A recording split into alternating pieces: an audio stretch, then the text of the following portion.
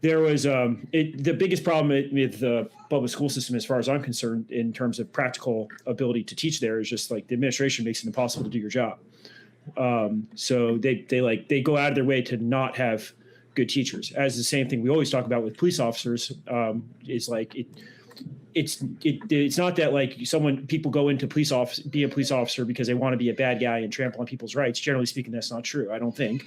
It's like it's nearly impossible to do a good job once you get there, because the people that are in the hierarchy force you to act a certain way, to hide certain things, to cover certain things up, to go after certain people for certain things, and you just can't do your job. So you either get with the program and you decide, okay, fine, I'm not going to be a good person. I'm not going to apply laws equally or whatever. Or in the case of education, right?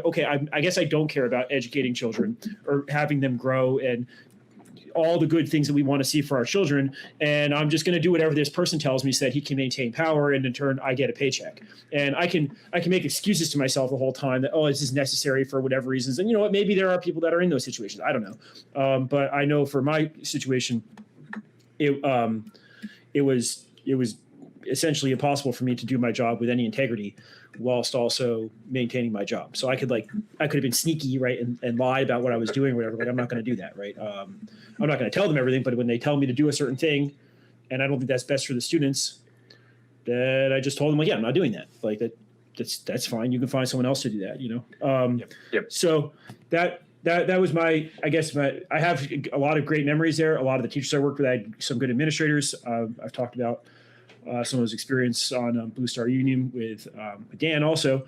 But I think the thing that being a teacher in public schools really changed my, I guess I had a unique perspective on it because I did enjoy it, because I did have a lot of other teachers I worked with that I respected a lot, that were good people who really wanted to, make a difference and all that, right? And be good teachers, right? One of my administrators in Newark, Mike D'Antonio, was like just the best guy ever you could ever imagine working for in a public school. And that was in Newark public schools, right? And people are always like complaining about Newark public schools or crap and all those other things. And like, yeah, there's all these other problems, but there were teachers that were problems there. I remember, I could tell you 1,000 stories, but just Mike asking some guy, a teacher, to assign homework. Like, can you just do anything? And he was like, no, I'm not going to do anything.